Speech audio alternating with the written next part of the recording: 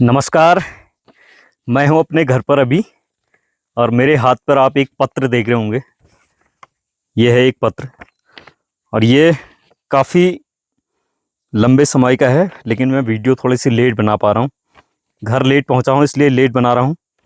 ये आया है 23 जनवरी 2025 को और ये एक नोटिस है, लीगल नोटिस। कार्यालय वन क्षेत्राधिकारी पूर्वी पिंडर रेंज देवाल। इसमें भारतीय वन उत्तराखंड संशोधन अधिनियम 2001 की धारा 26(4)/61 को 1 के अंतर्गत लीगल नोटिस है। इसमें यह कहा गया है कि श्री महेंद्राम पुत्र श्री धनीराम, ग्राम मानमती, पोस्ट खेता, तहसील थराली और देवाल चमोली, उत्तराखंड।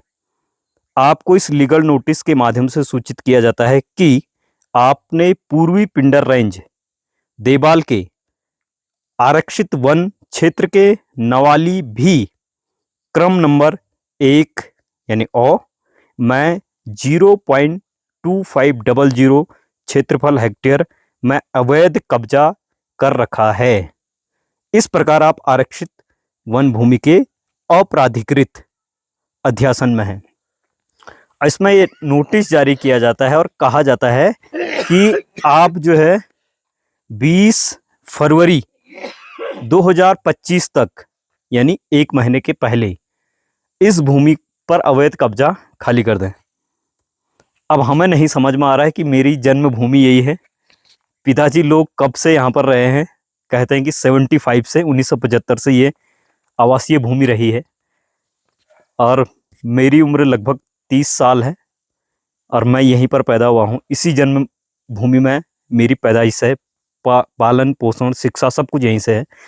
लेकिन हमने तो कभी कोई भी वन क्षेत्राधिकारी इस एरिया में इस भूमि की नाप जोख करते हुए कभी नहीं देखा। कैसे हम ये मान लें कि ये 0.2500 हेक्टेयर भूमि है, क्योंकि हमारे सामने तो कोई भूमि नपी नहीं। और क्यों सरकार इस भूमि को खाली कराना चाहती है? और ये जंगल तो है, हमें पता है कि सरकार की भूमि है, वन क्षेत्राधिकार के अंतर्गत है, लेकिन आखिर जाएगा कहाँ ये आदमी? बड़े बड़े शहरों को तो आपने एक उत्तराखंड सरकार या 25 साल उससे पहले की पूर्वज सरकारें जो है, एक ठोस भू कानून तो आप ला नहीं पाए उत्तराखंड को बनाने के लिए। उत्तराखंड की जो तमाम भूमियां थी, उस भूमि को आपने जो है औने पौने दामों पर विभिन्न राज्यों के बड़े बड़े हस्तियों से बेच दिया है। अब जो आदमी यहाँ पर इस भूमि पर रह रहा है, 50 सालों से अधिक उसने इस भूमि को संवारने में अपना समय, अपना बहुमूल्य समय दिया है, आप उसको हटाने की बात करते हैं। कौन सा ऐसा नापजोख है जो आप ऐसे लीगल नोटिस के माध्यम से देना चाहते हैं? ये सरकारों की नाकामी है। बल्कि सरकारों का एक दायित्व होता है कि हर एक व्यक्ति को संवैधानिक अधिकार है कि सरकार का दायित्व है कि वो उसको एक अच्छा वन दे, भूमि दे, जमीन दे। आवासीय व्यवस्था कराना सरकार का काम है, शिक्षा देना, उचित स्वास्थ्य सुविधाएं देना, सड़क देना, नेटवर्किंग देना।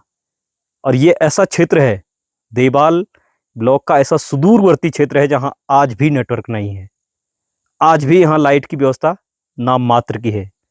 तो ऐसे जंगल में रहने वाले लोगों को आप यदि निकालेंगे, पहले शहर का अतिक्रमण तो हटाइए आप। जो आप जहाँ चौड़ीकरण करने की बात करते हैं, 2-2 गाड़ियाँ घुस नहीं पाती रोड पे और वहाँ लोगों ने अवैध कब्जा किया है, उसको तो आप हटा नहीं पाते हैं। लेकिन इन जंगलों में जो आदमी रह रहा है, उससे आप वन भूमि को छीनने की बात करते हैं। तो ये लीगल नोटिस है, इस नोटिस से हम डरने वाले नहीं हैं और इस नोटिस का हम समर्थन करते हैं, प्रयास करते हैं कि सरकार हमारी आवाज़ को सुने और हमें इस भूमि पर रहने का हक दें।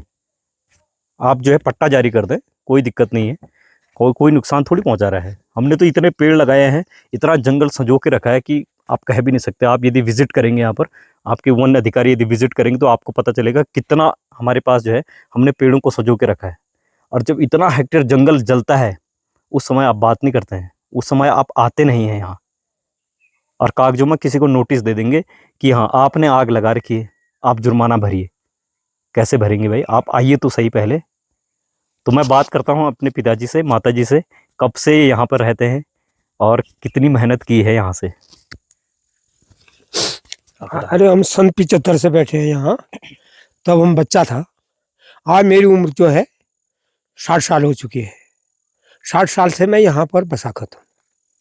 आज कहाँ जाया मैंने पूरी मस्ती यहाँ पर दोनों मियाँ बीवी ने जो है पूरा बच्चे पाले, यहीं पर पूरी मस्ती बिता दी है।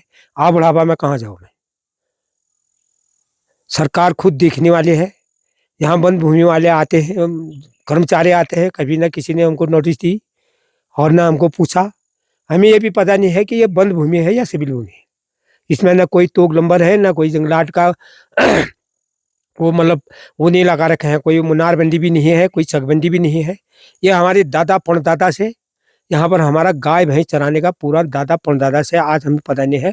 100 साल से ऊपर से हमारा ये खरी खाता भी है। आज हमको यहाँ से भगाया जा रहे हैं, हम कहाँ जाए। तो ये था कुछ इस प्रकार से। हमने बहुत मेहनत की है भाई, क्योंकि हम तो इसी जंगल से पले बड़े हैं, तो हमें पता है क्यों छोड़ेंगे अपनी जन्मभूमि।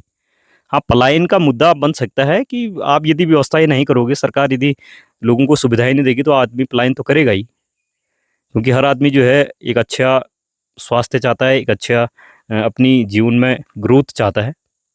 और यदि आप अपने जीवन में ग्रोथ चाहते हैं तो पलायन का मुद्दा तो बनेगा। जब आप व्यवस्थाएं नहीं करोगे तो आदमी जाएगा।